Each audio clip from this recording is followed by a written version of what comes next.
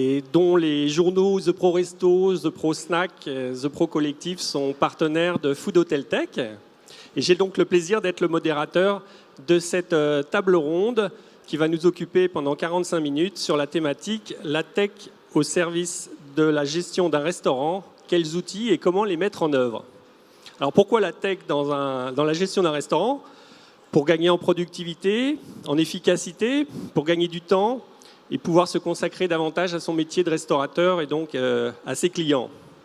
Sur quelles fonctions ? Bien, elles sont très nombreuses, le sujet est vaste.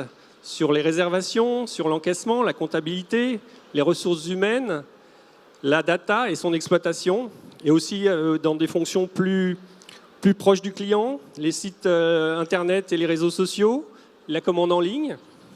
Alors une fois qu'on a dit ça, comment mettre tous ces outils en œuvre et comment utiliser des solutions tout en restant indépendant et à quel prix?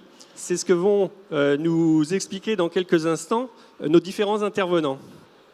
Alors, je vais vous les présenter rapidement et ils reviendront après sur leurs activités et leurs témoignages. Je commence par Anastasia Smolen, tout à fait à gauche, qui est rédactrice en chef de Resto Connexion, un magazine en ligne gratuit à destination des restaurateurs connectés. Voilà. Nous avons à sa droite Pierre Lévy, qui est le fondateur de la plateforme Califrais et qui propose un sourcing donc, de toute gamme de produits frais et épicerie dans un délai très rapide. Voilà. À sa droite, Mathieu Dacheville, qui est président du groupe FDR Holding, FDR pour les fondus de la raclette, un groupe de restauration qui compte 3 établissements en propre à Paris et une franchise à Bruxelles.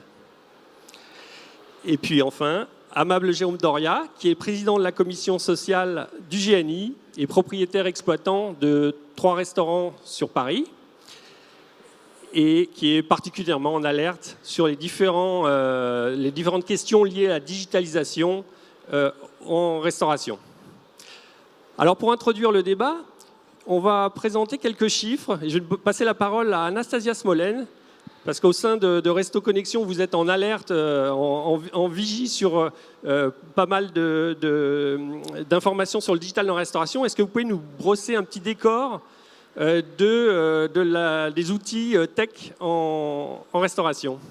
Alors oui, avant de parler des outils tech, je vais surtout vous donner quelques statistiques en fait, qui vont vous démontrer la place qu'a pris le digital aujourd'hui dans la restauration. On a par exemple 91% des restaurants performants qui utilisent des modes de communication en ligne.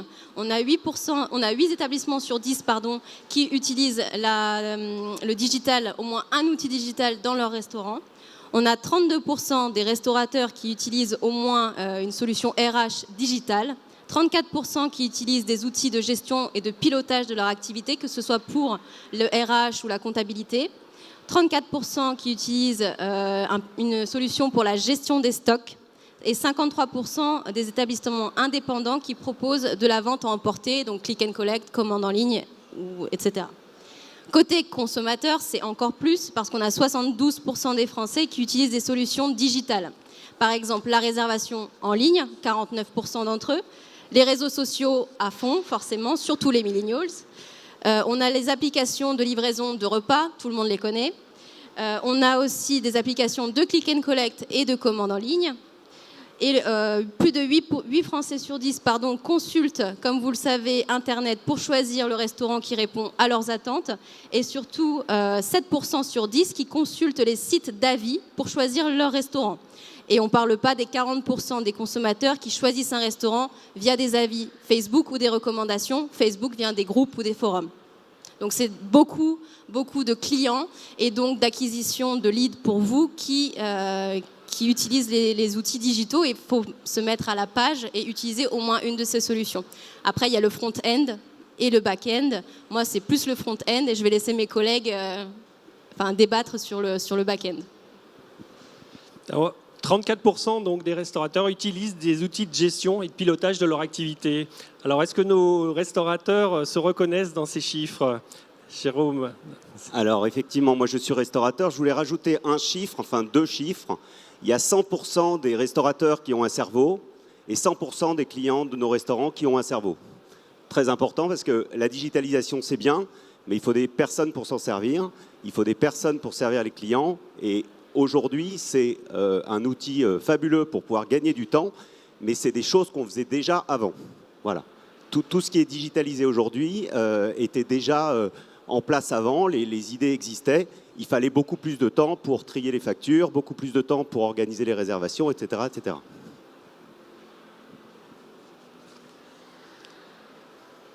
Alors, Mathieu Dacheville, vous êtes à la tête d'un jeune groupe et je crois que dès le départ, vous avez pris le virage de la tech en gestion de vos restaurants. Est-ce que vous vous reconnaissez dans ces chiffres? Oui, pour rebondir sur ce que vous disiez tout à l'heure, effectivement, les solutions digitales nous permettent de gagner du temps, mais en fait, on ne peut pas s'affranchir de l'humain, je pense. Il suffit de voir au niveau des systèmes de réservation en ligne, la recrudescence des no-shows en particulier sont liées à l'augmentation du nombre de réservations en ligne. C'est-à-dire que le client va réserver en ligne, il n'a aucun contact téléphonique finalement avec le restaurant. Il peut faire une réservation dans plusieurs restaurants et décider au dernier moment d'aller dans l'un ou l'autre des restaurants. Sur la digitalisation plus généralement, en fonction du type de restauration, ça va être plus ou moins utile. Nous, on a clairement une clientèle, on est sur une restauration thématique, les fondus de la raclette, et on a une clientèle qui est à la fois jeune et touristique. Donc on est totalement dans les millennials. Je pense que nos statistiques à nous sont encore plus élevées que les vôtres. Plus de 80% de nos réservations proviennent d'un logiciel de réservation qu'on utilise en marque blanche sur notre site internet. Les réseaux sociaux sont également très très importants. On a une agence digitale qui s'occupe de la e-réputation et de la gestion de nos réseaux sociaux, publication Instagram, publication Facebook, réponse à 100% des avis. Donc pour nous aujourd'hui, ça nous fait gagner un temps quand même énorme. Donc chez vous, plus de réservations papier?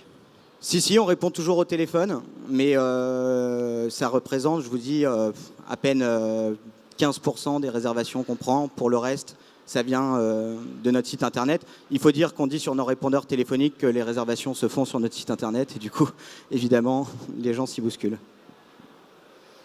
D'accord. Amable Jérôme Doria, pour vous, c'est un sujet important, la réservation. Vous estimez notamment qu'il ne faut pas se laisser déposséder de son carnet d'adresses, hein? Je me trompe? Oui, tout à fait. Notre groupe, il y a maintenant une quinzaine d'années, faisait partie des premiers à qui on a proposé d'organiser son plan de table. Au départ, le postulat, c'était ça, c'était une entreprise avec un logiciel intéressant vous permettait d'éviter le papier, le crayon, d'éviter Excel et d'éviter les pertes de clients parce qu'on avait mal noté son prénom ou mal noté la date. Donc, cette gestion-là, nous, on l'a prise évidemment en tant que restaurateur avec plaisir, en comprenant que à terme, ce serait des frais variables, puisque à l'époque, les entreprises, et elles étaient plusieurs au départ, qui nous proposaient ces outils, ne nous facturaient pas du tout la gestion des plans de table ou le logiciel, mais nous facturaient tout simplement au nombre de réservations que l'on aurait pris grâce à ces systèmes de réservation.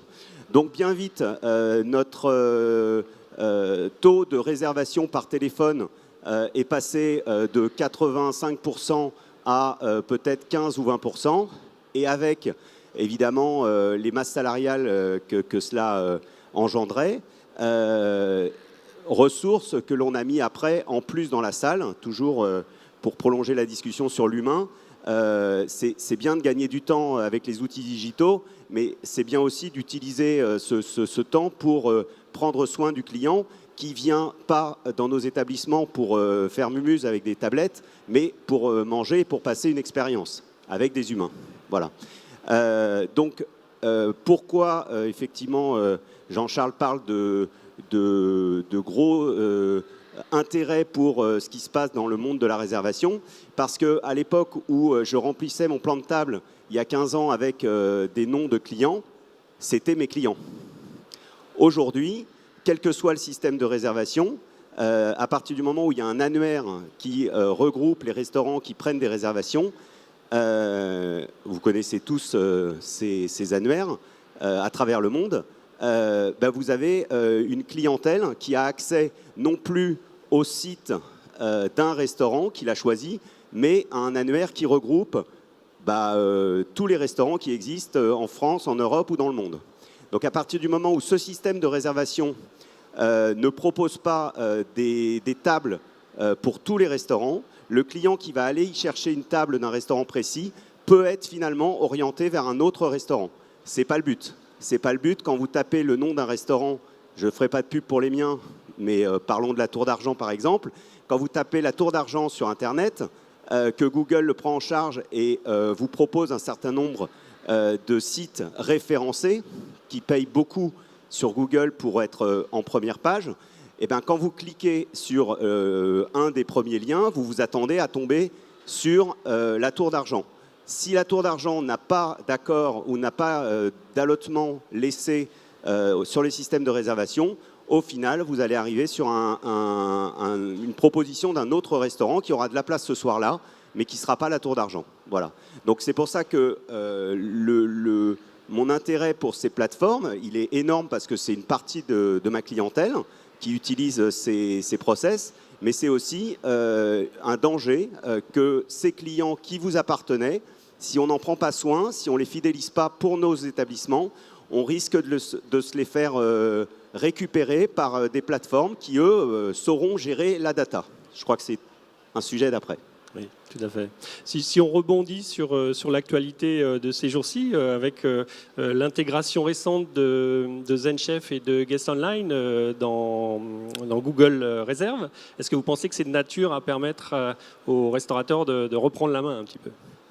Alors, on est très fiers de cette annonce parce que le GNI, qui est le premier groupement national des indépendants hôteliers ou restaurateurs, depuis quelques mois maintenant, s'étonne auprès de Google et des grands référenceurs qu'à partir du moment où on clique sur un bouton de réservation pour un restaurant, on ne puisse pas choisir son mode de réservation. Pour donner un exemple précis, et là je vais citer une marque, quand vous cliquiez sur le restaurant Deuze du 15e, vous cliquez sur réserver et vous arriviez sur le site de réservation de la Fourchette. Alors que sur cet établissement, il y a 3 systèmes de réservation qui sont Rési, la Fourchette et Guest Online. Donc à partir de maintenant, le client final peut choisir de réserver par Rési, par la Fourchette ou par Guest Online. Donc c'est vraiment une avancée. Ça permet de laisser le choix au client et de ne pas lui indiquer une fausse information qui est que le restaurant est complet par la Fourchette, alors qu'en fait c'est juste la Fourchette qui n'a pas de table disponible à vendre pour le Deuze restaurant. Anastasia, quelque chose à rajouter sur les réservations ? Est-ce que vous avez des... Non, ça fait partie effectivement des solutions que je voulais évoquer à la fin de la présentation, justement, parce que moi j'ai 5 vraiment solutions qu'il faut avoir au niveau du digital, parce qu'il y en a tellement, il faut faire un choix. Et effectivement, la réservation est en numéro 2 parce que ça représente 30% du chiffre d'affaires et c'est pas négligeable. Effectivement, c'est un gain de temps pour le restaurateur. Ça évite d'avoir trop d'appels. Donc forcément, vous pouvez allouer votre temps à faire autre chose que de passer votre temps au téléphone. Votre client, lui, ça lui fait une expérience client augmenter, améliorer. Il est content de pouvoir passer en ligne sa réservation à n'importe quel moment de la journée. Et vous, derrière, vous avez quelque chose, une bonne gestion de vos réservations. Vous avez tout, vous avez la donnée aussi. Donc des réservations découle la data. Comment on l'exploite ? Qu'est-ce qu'on en fait derrière ? Mathieu Dacheville, est-ce que c'est un outil qui vous est fort utile derrière ? Oui, bah nous on utilise. Je voulais juste rebondir sur l'accord entre Google, ZenChef et Guest Online. Ces deux plateformes ont quand même renoncé en partie à leur philosophie de départ en signant avec Google, parce qu'initialement, sur ZenChef en particulier, on recevait une demande de réservation à laquelle on pouvait répondre ou non favorablement.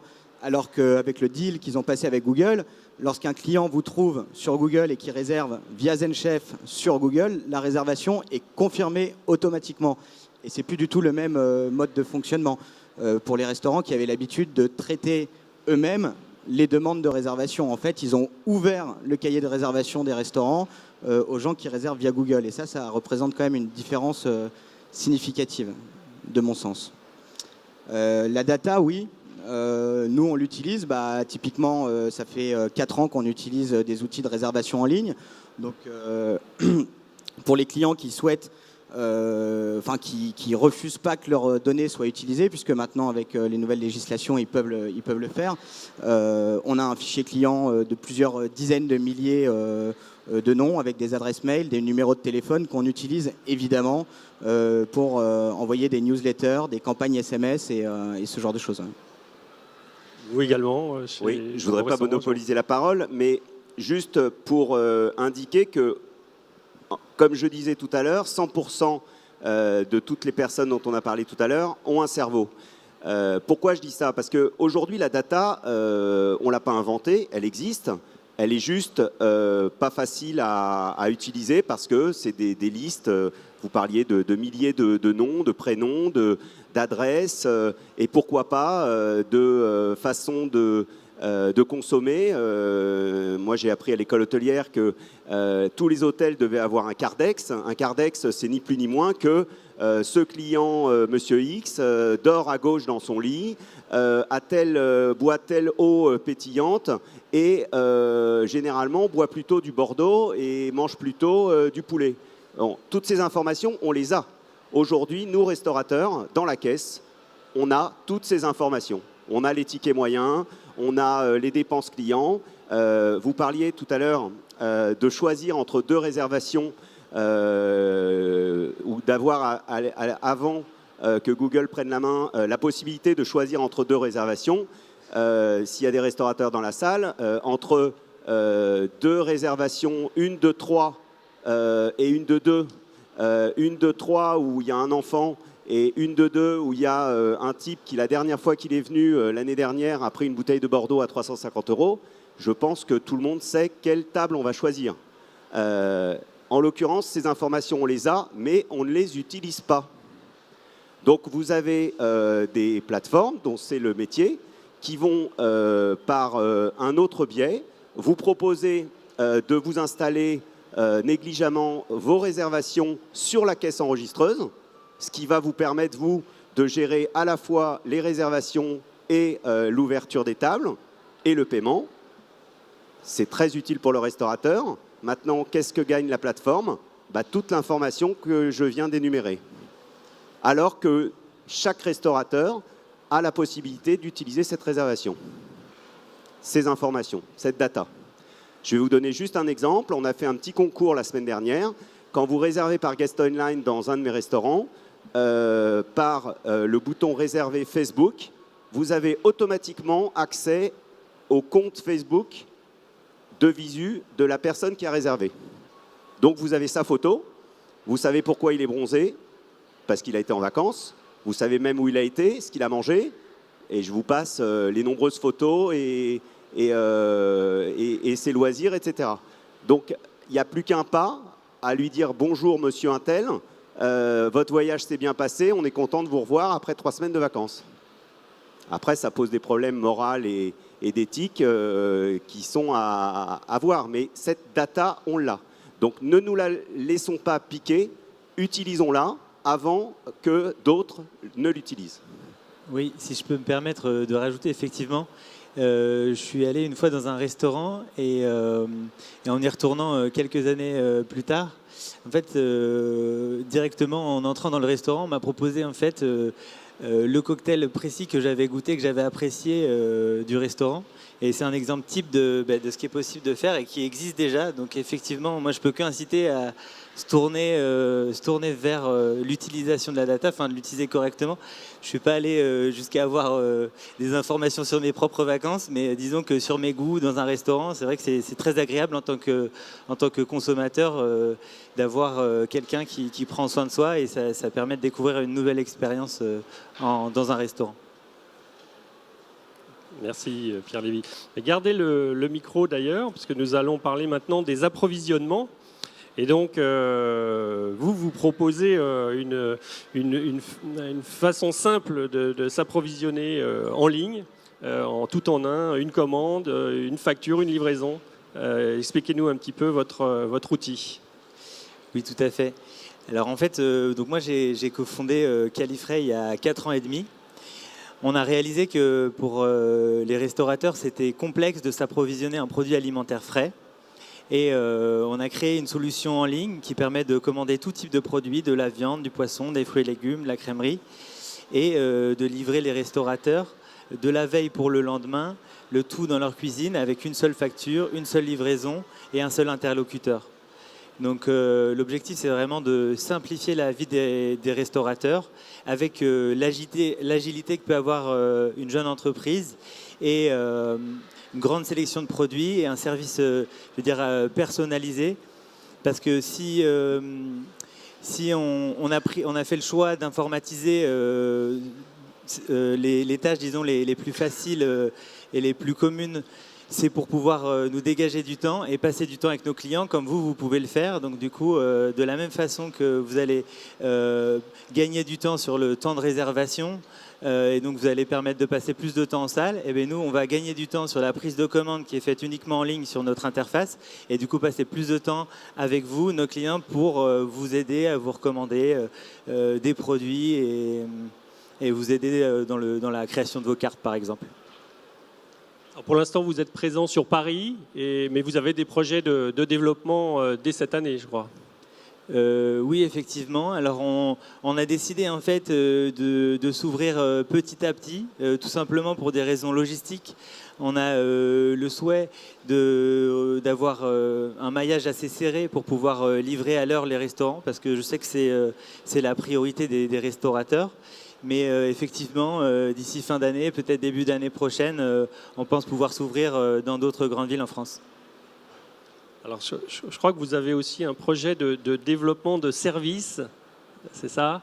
Une Bible du restaurateur 2.0. Est-ce que vous pouvez nous en dire un peu plus? Tout à fait. Écoutez, en fait, c'était assez simple. Sachant qu'il y a de nombreux services qui se développent dans la restauration, on a décidé en fait de faire une sélection des services qui nous paraissaient les plus pertinents pour les restaurateurs. Et on a choisi donc 8 startups avec lesquelles on s'est associé pour référencer donc une liste de services pertinents pour les restaurateurs et pour pas être perdu dans le choix des services qui existent aujourd'hui pour les restaurateurs. Donc c'est la Bible du chef 2.0 que vous pourrez retrouver sur notre site internet. Voilà, califray.com. Est-ce qu'il y a moyen de tester votre solution pendant quelques temps? Oui, bien sûr, oui, évidemment. En fait, on établit d'abord un compte pour le client, mais il n'y a pas d'engagement dans la durée. Donc, vous pouvez essayer le service, soit pour une seule livraison ou pour 2 livraisons. Et donc, c'est vraiment très simple. Il suffit de nous contacter et on peut créer un compte en 24 heures. Donc, ça c'est pas compliqué. Moi, je voudrais féliciter cette initiative parce que dans notre environnement, donc nous, il n'y a pas de sujet, on est là, on est à Food Hotel Tech pour la 3e année et on est bien content de voir qu'il y a énormément de digitalisation autour de nous. Donc autant nos comptables sont en train de s'équiper de systèmes OCR qui reconnaissent instinctivement les factures, de gestion de paye avec intelligence artificielle qui permettent de faire tomber le prix d'un bulletin de paye en dessous des 8 euros. Autant on voit nos architectes, quand on fait des travaux, travailler avec la digitalisation de l'espace 3D, etc. et j'en oublie dans les systèmes de caisse, etc. Donc énormément de nos prestataires sont à fond sur le 2.0. En revanche, du côté de nos fournisseurs, on a l'impression qu'ils sont toujours au boulier, au papier, au crayon. Alors, on n'est pas sans ignorer qu'il y a un certain nombre de freins très importants, notamment par rapport à la concurrence des prix, parce que si demain on a les prix en ligne de tous nos fournisseurs, il sera aisé pour nous d'aller récupérer les infos et de faire jouer la concurrence. Mais aujourd'hui, c'est réellement un frein pour notre gestion et notre rentabilité, parce qu'on n'a pas une vision correcte du marché et de la fourniture. Donc quand on a des initiatives comme ça nous permet d'avancer. Et je pense qu'un jour, vous serez leader des fournisseurs de frais, en l'occurrence. Écoutez, merci beaucoup. J'espère qu'on sera leader, évidemment. Et d'ailleurs, il faut savoir que nous, on a déjà pris le choix d'afficher nos prix en ligne, que tout est disponible, que vous pouvez le comparer avec les concurrents. On n'est pas forcément les meilleurs sur tout, mais au global, on prétend avoir un service très compétitif par rapport à la concurrence. Et je pense qu'on va essayer de se démarquer, notamment grâce au service. Et après, c'est un partenariat qu'on essaie d'établir avec nos clients. Et je pense que quand ça se passe bien, on n'est pas forcément pressé de changer pour 3 centimes à droite ou 5 centimes à gauche. Donc c'est comme ça qu'on voit les choses. Mathieu Dacheville, une réaction? Quels sont les outils que vous utilisez, vous, en matière de sourcing? Au niveau approvisionnement, comme vous disiez, non, nous, ça reste un peu archaïque. Il n'y a pas de digitalisation à ce niveau-là. On vérifie nos stocks dans les frigos, on prend notre téléphone et on appelle notre fournisseur pour lui passer la commande par téléphone.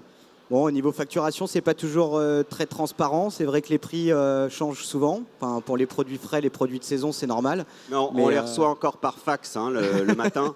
Pour ceux qui ne savent pas, c'est une espèce de photocopieuse dont sort un papier quelquefois thermique qui s'efface au bout d'une semaine, un petit peu façon Mission Impossible, vous voyez. Ça existe toujours, ça. Telex, c'est fini? Telex, c'est fini? Telex, oui, j'en ai même pas parlé. Disons que ces fournisseurs, ils ont des contraintes quand même de transport, par exemple. Voilà, ça reste des... Bon, pour la plupart, sont basés à Rungis, dans des entrepôts. On leur passe commande, ils préparent ça sur des palettes. Enfin, ça reste un travail quand même relativement manuel, qui, je pense, peut pas spécialement être remplacé par de l'intelligence artificielle ou de la digitalisation. Voilà. Bon. Après, effectivement, je crois qu'il y a certains outils maintenant qui proposent de rentrer tout ce qu'on reçoit. Par définition, une fois qu'on a vendu, on sait qu'on l'a vendu et qui prépare une feuille de commande automatiquement qui nous dit là, tiens, il y a un petit signal qui s'allume, on va manquer de fromage au morbier, on va manquer de saucisson au poivre et il va falloir en commander. Mais à part ça, ça reste encore assez à l'ancienne, je pense, au niveau de l'approvisionnement, ce qui concerne notre groupe en tout cas. Oui. Alors si je peux me permettre, non, il n'y a pas de souci. Si je peux me permettre, je pense qu'il y a un certain nombre de tâches qui ne sera pas remplacées par la machine, ça on est d'accord. Mais je pense aussi qu'il y a plein de tâches qui peuvent vraiment être automatisées. Fur et à mesure des commandes de crème, de beurre, des choses simples en fait qui peuvent vraiment passer par l'informatique et simplifier la vie du restaurateur. Simplifier aussi notre vie parce que nous, on a créé des outils en fait qui permettent à nos préparateurs d'avoir un suivi sur la préparation de chaque commande de chaque client. Et donc je pense qu'il faut arriver juste à trouver, disons, le juste milieu entre la partie physique et la partie technologique. Quel est le panier moyen chez Califray? Les restaurateurs achètent pour combien? Alors pour combien? Alors aujourd'hui en moyenne on a un panier qui fait 240 €. Donc ça veut dire que quand un camion fait un point de livraison, il livre en moyenne 240 €. Mais après c'est vraiment, la fourchette est très variable. Disons que notre minimum de commande, on l'a placé à 100 €, ce qui paraît très raisonnable, sachant que vous pouvez acheter de la viande, du poisson, des fruits et légumes. Donc il est vraiment facile à atteindre pour un restaurateur. Et donc, du coup, ça va de 100 € à après plusieurs milliers d'euros selon le type de restaurant. Et votre clientèle est très diversifiée. Vous avez dans tous les segments de restauration? Ou plutôt restauration commerciale, indépendante? Qui sont vos clients? Donc, nous visons prioritairement les restaurants indépendants parce que c'est ceux qui ont le plus d'intérêt à utiliser notre service. Cependant, on s'est développé déjà au sein de restauration commerciale. Et donc, on travaille déjà avec le restaurant de Google ou le restaurant de Sisley. Donc, on n'a pas de porte fermée. On essaye d'apporter un service qui puisse aider les restaurateurs. D'accord, merci. Alors passons aux ressources humaines. Voyons voir si c'est aussi intéressant. Parce que les frais de personnel constituent un des postes essentiels de charge dans un restaurant. Et paradoxalement, les solutions de gestion de personnel ne sont pas forcément les plus utilisées. J'ai entendu 32% tout à l'heure de restaurateurs qui utilisaient une solution digitale, c'est ça ? Et alors, Mathieu Dacheville, pour vous, c'est un outil auquel vous recourez, qui Non, vous est utile pas pour ou l'instant, mais je suis sur le salon justement pour essayer d'en trouver un qui conviendra. L'appel est lancé. Qui conviendra à notre activité. C'est vrai que la gestion du personnel, du temps de travail et des payes, c'est toujours un petit casse-tête en fin de mois. Soit on travaille à l'ancienne avec des plannings sur Excel, des pointages sur un bout de papier, et puis on essaye de réunir tout ça à la fin du mois et de faire une synthèse au comptable pour qu'il puisse sortir des fiches de paye correctes, ce qui n'est pas toujours le cas. J'ai rencontré plusieurs solutions ici sur le salon qui devraient nous permettre de faciliter cette gestion des RH et des éditions de fiches de paye en fin de mois. Après, je pense que comme pour le reste, l'humain reste important. Moi, jusqu'à maintenant, j'ai toujours travaillé de manière traditionnelle, on va dire. On a une saisonnalité de l'activité qui est très importante au fondu de la raclette. Donc, on peut passer de 4 salariés par restaurant à 15 salariés par restaurant en fonction de la saison, en fonction de la période de l'année. Et quand on est à 15 salariés par restaurant, avec des contrats courts, avec des contrats à mi-temps, avec des contrats d'extra, ça devient ingérable. Ça nous prend 3 jours, 4 jours avant de réussir à sortir des payes correctes. Vos managers vous demandent justement d'utiliser un tel outil ? Non, mes managers, c'est pas trop compliqué pour eux, parce qu'ils ont juste à noter les présents sur une enveloppe ou sur un planning. C'est plutôt pour moi que c'est un enfer en fin de mois de synthétiser tout ça et d'envoyer les bons éléments, les bonnes variables au comptable pour qu'ils puissent sortir des fiches de paye correctes. Les nouveaux outils permettent, si vous voulez, de rentrer tous les éléments concernant un salarié ou l'ensemble des salariés, donc la date de début, la date de sortie, le taux horaire, le nombre d'heures, etc. Et ensuite, avec la pointeuse installée dans le restaurant, ça calculera automatiquement le nombre d'heures ou supplémentaires ou complémentaires en fonction du type de contrat, les absences, les congés payés, etc., le nombre de repas qui ont été pris sur place. Et ça permet en fin de mois, finalement, de sortir un tableau qui rendra grand service aux gérants de restaurants et aussi à notre expert comptable, je pense. On vous souhaite de trouver la bonne solution sur Food Hotel Tech. Alors, Amable Jérôme, vous testez aussi beaucoup d'outils dans ce domaine. Alors moi, je teste énormément d'outils. Comme vous l'avez dit tout à l'heure, je suis très curieux. Donc, sur certains de mes établissements, quand je veux sortir les payes, le 28 du mois, j'appuie sur un bouton. C'est sexy, non voilà. Donc, on échangera ensuite, après je vous dirai quel type de logiciel j'utilise. Pour arriver à ce niveau de durée et de temps infime qui est de sortir le tableau des variables de paye en fin de mois, tableau qui est d'ailleurs automatiquement utilisé par certains logiciels comme Silae, qui automatiquement édite des payes, il y a tout un processus à respecter et généralement les freins à la mise en place de ce type de logiciel ou de plateforme, ce sont les utilisateurs ou les futurs utilisateurs. Quand pendant 30 ans vous avez utilisé un système de planification qui est un papier, un crayon, voire un petit tableau Excel avec des macros, vous êtes un petit peu freiné quand le logiciel vous dit « Ah, attention, plus de 13 heures travaillées jeudi 17 avril. Ah, attention, moins de 11 heures de décalage entre la veille et le lendemain pour cet employé-là. » Donc, toutes ces choses-là, qui sont des choses réglementaires que tout un chacun doit respecter dans ses établissements, effectivement, elles sont en variable dans les logiciels, donc ça peut être des freins. En revanche, ce qu'amènent toutes ces nouvelles technologies, c'est une certaine intelligence, et là, n'ayons pas peur des mots, qui permet de planifier à l'avance, puisque tout commence par la planification, non seulement de planifier le personnel qui est présent dans l'entreprise, cet investissement, ce que j'appelle l'investissement, la masse salariale, nos équipes qui font tourner nos établissements, c'est pas une fois qu'ils sont arrivés que servent ces logiciels, c'est avant. C'est de savoir si on va embaucher un CDD surcroît d'activité, un CDD saisonnier, un CDI, un CDD de telle durée, etc., etc. Et ces logiciels de planification nous permettent d'anticiper à l'avance. Prévoir, c'est réussir.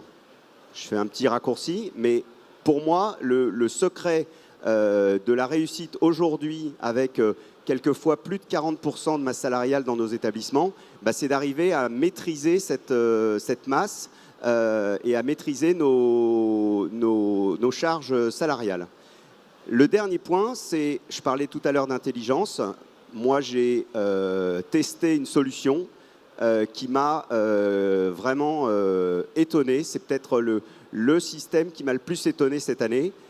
C'est un outil de planification assez classique, très friendly, sur tablette, avec, il n'y a pas de badges, hein, c'est dès que le salarié arrive avec son autorisation bien sûr dans l'établissement, il reçoit une petite alerte, voulez-vous signer in, et quand il s'en va, voulez-vous signer off. Donc comme ça, on a ses horaires d'arrivée, ses horaires de départ.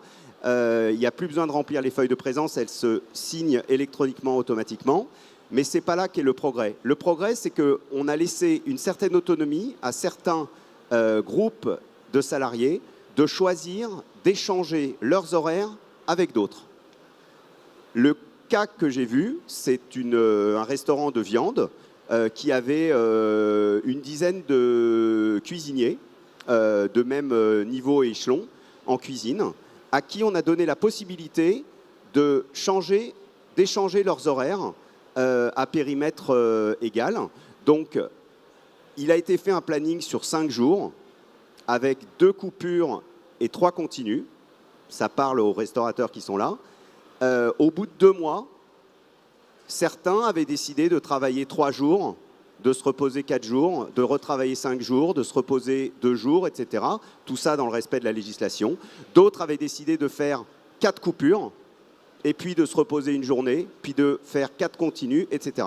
Tout ça parce qu'ils ont maîtrisé leur planning. Moi, ça m'a ouvert les yeux. On passe des heures noires et des nuits entières à essayer de planifier quand on a des clients ou quand on en a moins. Et ben là, on a une solution qui permet non seulement à nous de planifier, d'organiser nos dépenses, mais aussi aux salariés d'avoir des conditions de travail un petit peu plus agréables, ou en tout cas comme ils le souhaitent. Et ce n'est pas à nous de décider que c'est mieux d'avoir 2 coupures jeudi-vendredi que des continues le samedi-dimanche. C'est à eux de choisir. Et ben avec ce logiciel, ils pourront choisir. C'est un outil que les équipes s'approprient, quoi. Pierre Lévy, est-ce qu'il y a une solution RH dans votre Bible du restaurateur 2.0 ? Il y a déjà une solution RH ou pas encore ? S'il y en a une, et j'ai un doute, donc je ne vais pas m'avancer. Alors, et toutes ces solutions, elles ont un coût, alors ? Elles ont un coût, il faut le dire. On peut en parler un peu ? Alors, le temps, c'est de l'argent. Comme disaient certains, toujours en parodiant, on a des coûts aujourd'hui qu'on n'avait pas avant quand on n'utilisait pas ces technologies. Alors, ça nous fait beaucoup gagner de temps, mais maintenant, on a des solutions qu'il faut budgéter, organiser. Donc, il y a la notion de rentabilité. Donc, c'est la plupart du temps des contrats qui, au départ, sont très alléchants parce que peu chers, finalement. C'est des petits abonnements. Mais attention à bien vérifier que derrière, il n'y a pas des coûts cachés, c'est-à-dire récupérer les données de data, c'est-à-dire avoir des options qui sont très très chères par rapport au package classique. etc., etc. Mais d'une manière générale, s'il y a 10 ans, on dépensait 0 € d'abonnement parce que les caisses enregistreuses, on les achetait puis on les amortissait, c'était à peu près tout ce qu'on avait de numérique. Aujourd'hui, entre les packs hygiène, le système de planification, le système de gestion OCR, etc., etc., on arrive à facilement 4 à 5% des dépenses pour la totalité du chiffre d'affaires. Sachant que grâce à ces 4 ou 5% investis par an, on a aussi fait des économies sur les ratios marchandises, les masses salariales, etc., le développement du chiffre d'affaires, etc., etc. Vous êtes également dans ces ratios, Mathieu Dacheville? Oui, un petit peu moins, parce que comme je vous le disais, on n'utilise pas encore des solutions digitales pour tous les aspects de notre activité. En l'occurrence, les ressources humaines, on va s'y mettre, mais pour l'instant, voilà, ce n'est pas le cas. Comme vous disiez, il faut faire attention généralement aux solutions qui proposent des tarifs à tiroir, hein, c'est-à-dire une solution de base effectivement assez alléchante. Et puis ensuite, finalement, pour avoir la totalité de la solution, il va falloir rajouter des options et ça peut très très vite augmenter. Faire attention également aux contrats parce que finalement, généralement, les contrats stipulent que le prix peut évoluer de manière unilatérale. C'est-à-dire que pour une raison qui leur est propre, un fournisseur de solutions peut décider d'une année sur l'autre d'augmenter son tarif sans qu'on puisse s'y opposer, à moins d'arrêter d'utiliser cette solution. Quand on l'utilise depuis plusieurs années, ça peut être compliqué. Il y a des services qui sont gratuits au début et qui peuvent devenir payants par la suite. Les envois de SMS, par exemple, ou ce genre de choses. Donc voilà, effectivement, le coût, il s'agit pour, je pense, chaque type de restaurant et chaque restaurateur de bien réfléchir à ce que ça coûte en fonction de ce que ça rapporte. Et le temps dégagé, effectivement, doit être utilisé pour... entre guillemets, améliorer l'expérience client dans les restaurants et ce genre de choses. Mais il ne s'agit pas d'avoir une digitalisation à tout prix, à 100%. Ça peut très très vite chiffrer rapidement, effectivement. Alors quelque chose qui prend du temps aussi, c'est la gestion des réseaux sociaux. Et je crois que vous, Mathieu Dacheville, vous avez vraiment joué la carte du digital pour faire vos promotions. Quelles sont les retombées que vous en retirez ? Ça me prenait beaucoup de temps jusqu'à il y a 2 mois, avant justement que je signe avec une agence de communication digitale qui maintenant s'occupe de tout, qui a pris la main sur le profil Instagram, le profil Facebook des restaurants, qui s'occupe des newsletters, qui s'occupe de la gestion de la e-réputation. J'en parlais tout à l'heure, réponse à 100% des avis sur TripAdvisor, sur Google, etc. Ça peut prendre beaucoup de temps. Jusqu'à maintenant, quand je le faisais moi-même, je n'ai pas pu calculer vraiment les retombées commerciales. Maintenant qu'une agence de communication digitale s'en occupe et qui, eux, maîtrisent les outils encore plus précis comme Google Analytics, Google AdWords, etc., qui va vraiment permettre de savoir que telle publicité a généré tant de clics et tant de réservations et tant de tickets moyens, on va pouvoir effectivement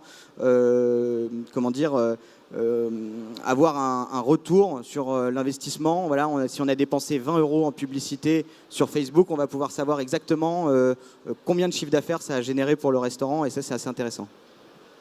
Alors vous, Mable Géraud, vous n'avez pas d'agence communication digitale, mais vous avez mis en place des community managers à temps partagé, c'est ça ?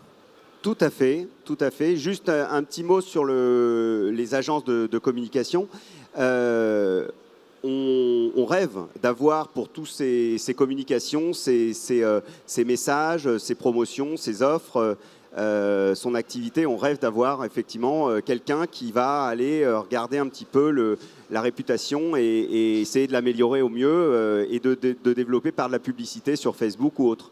Nous, ce qu'on a constaté, c'est que on avait réellement un souci sur le contenu. C'est-à-dire que c'est bien de confier à une prestation externe la diffusion de contenu. Encore faut-il que la personne sache quoi transmettre. Moi, je saurais peut-être une journée, 2 journées parler de mes restaurants. Le mettre en page, ça c'est encore autre chose. Faire des jolies photos, c'est encore un autre métier. Mais en attendant, je pense être maître du contenu. Donc nous, ce qu'on a voulu trouver comme solution, c'est d'avoir des personnes qui connaissent les établissements et qui ont la compétence de pouvoir communiquer. Qui mieux que nos premiers commerciaux, nos serveurs, nos chefs de rang, voire quelquefois nos pâtissiers, nos cuisiniers, peuvent communiquer sur les réseaux sociaux de ce qu'ils voient, de ce qu'ils servent à manger, de ce qu'ils préparent, de l'ambiance du restaurant, des clients, du temps qu'il fait, etc., etc. Donc on a organisé un programme par un groupement d'employeurs, tout simplement, qui permet de mutualiser un certain nombre de compétences. On est en train de donner des formations à 20 ex-serveurs qui continuent à faire ce métier, mais aussi à des commis de cuisine, à qui on apprend à prendre des photos, à communiquer sur tel ou tel réseau social, un petit peu de programmation pour gérer les back-office des sites. Ces personnes-là, en gros, elles ont 2 vies en sortant de cette formation. Elles sont dans le restaurant à servir, par exemple, le service du midi. Et l'après-midi jusqu'à 19h, vous avez noté que la journée se terminait à 19h, donc c'est une continue, c'est plus une coupure. Elles étaient sur la vente de l'établissement par les réseaux sociaux. Et ce système de groupement d'employeurs permet aussi de facturer plusieurs établissements. Donc si les compétences d'un community manager ne sont pas suffisamment rentabilisées par un emploi dans un restaurant, on peut aussi l'affecter à d'autres établissements et tout ça sera refacturé et la personne reste en CDI, sacro-saint CDI qui aujourd'hui est le contrat le plus prisé. Merci. Avant de donner la parole à la salle, Anastasia, est-ce que vous pouvez nous parler un peu des outils côté client, la commande en ligne, est-ce que c'est développé ou pas, est-ce que les bornes de commande c'est réservé aux chaînes, etc. Ouais. Qu'est-ce que vous pouvez nous dire? Juste avant, je voudrais rebondir sur ce qu'on vient juste de parler. Effectivement, avant d'aller voir des agences de communication ou des community managers qui représentent quand même un certain budget, il y a des solutions accessibles à tous en ligne qui vont vous permettre de gérer vos contenus, vos réseaux sociaux en ligne. Je pense notamment à Hotsuite, Agorapulse, Buffer, qui vont en fait, ça va être un panel où vous allez pouvoir attacher plusieurs comptes, Facebook, Instagram, etc. Vous pouvez même programmer des posts à l'avance sur X jours. Donc effectivement, l'idée, pour que ça vous revienne le moins cher possible, vous demandez à chacun de votre équipe qui est à peu près IT, qui sait ouvrir un ordinateur et rentrer des codes de connexion à votre compte Hotsuite, par exemple, d'aller programmer un post par semaine ou je ne sais quoi pour telle ou telle date. Et au fur et à mesure, ça va se remplir et vous allez avoir déjà du contenu et de la matière pour vos réseaux sociaux. Pour moi, avant de partir là-dessus, essayez d'abord des solutions gratuites ou qui vont vous coûter pas cher, parce qu'il y a tellement de solutions accessibles, parce que après si vous partez dans les community managers, effectivement ils sont pas sur place, donc c'est pas vraiment l'âme du restaurant qui va ressortir, vous avez beau les avoir au téléphone, ils sont pas là, donc il faut vraiment que votre équipe s'investissent, quitte à après à ce que vous mettiez en place un programme de rewards, j'en sais rien, je suis pas RH, mais ça serait une idée, pour booster un petit peu, récompenser vos employés. Voilà, connecte-toi une fois par semaine, même vous en tant que gérant, un jour de congé, vous avez lâché la pression, vous lisez un article qui vous concerne de loin ou de près, vous dites mais ça c'est super, ça peut intéresser ma clientèle, vous ouvrez votre code tout de suite, hop, vous programmez pour dans 2 semaines, 3 semaines, ou même pour le lendemain ou immédiatement, et ça y est, votre contenu, il est préparé. Donc ça, c'est déjà des choses à faire. Après, je vous ai sélectionné en fait quelques solutions qui, pour moi, quand vous vous lancez dans le digital ou quand vous voulez vous perfectionner, sont un peu des must-have. Donc la réservation en ligne, on n'en parle plus, c'est acquis. Je pense que c'est obligatoire, surtout on n'est plus sur du 2.0, presque du 3.0 et à la limite, là c'est obligatoire. C'est comme si vous mettiez vos chaussures, mettez un site de réservation en ligne sur votre site, ou déjà ayez un site internet, parce qu'il y en a qui n'en ont pas. Donc site internet obligatoire, réservation en ligne obligatoire. Si vous voulez vendre, faire du click and collect, vous pouvez vous lancer dans la commande en ligne ou bien dans la commande à table ou bien encore la borne de commande. Et si vous faites de la livraison, si vous voulez éviter de passer par des plateformes, je vous invite à lire un article qu'on a fait récemment. Est-ce que c'est obligatoire ou pas de passer par les plateformes de livraison? Parce que c'est un sujet tellement vague, on ne peut pas en parler aujourd'hui malheureusement. Mais si vous avez de la livraison avec vos propres flottes de livreurs, la question se pose vraiment. Je pense que c'est obligatoire pour vous de faire votre propre site de commande en ligne pour garder à la fois vos datas et votre propre image, de garder votre indépendance. Bien sûr, les plateformes, ça va vous apporter beaucoup de notoriété, mais vous ne pourrez pas réutiliser derrière. Et avec cela, va en général des solutions de gestion de livreurs. Donc vous gagnez du temps parce que vos clients n'appellent plus pour réserver, vous gagnez du temps parce que vos clients n'appellent plus pour commander, vous gagnez du temps parce que vous n'avez plus à gérer vos livreurs vous-même. Donc comme ça, vous pouvez encore une fois allouer votre temps à faire autre chose, de la cuisine ou du service ou de l'animation. Et au-delà de ça, toutes ces solutions, elles sont bien. Vous pouvez avoir autant de solutions digitales que vous voulez, mais le plus important, c'est qu'elles soient intégrées ou intégrables. N'allez pas acheter des solutions qui sont fermées. Exemple, vous allez voir un POS ou un site de commande en ligne, un POS par exemple, qui vous dit, bah voilà, moi j'ai mon propre site de commande en ligne, mais s'ils ne sont pas experts ou qu'une autre solution de commande en ligne vous plaît, ou de borne de la même façon, ou de commande à table, vous allez vous dire, ouais, mais attends, moi je veux que mes commandes en ligne, elles arrivent sur mon POS. Pour pas que le soir, en fin de journée, j'ai à ressaisir toutes mes commandes qui arrivent sur la borne, la table ou mon site de commande en ligne sur mon POS. Et il y en a qui sont fermés, catégoriques, non. Donc vous, le soir, après, à la mimine, vous allez devoir tout retaper. Donc l'important maintenant, c'est de devoir prendre des solutions ouvertes. Donc avant d'acheter, demandez-leur s'ils sont ouverts à intégration.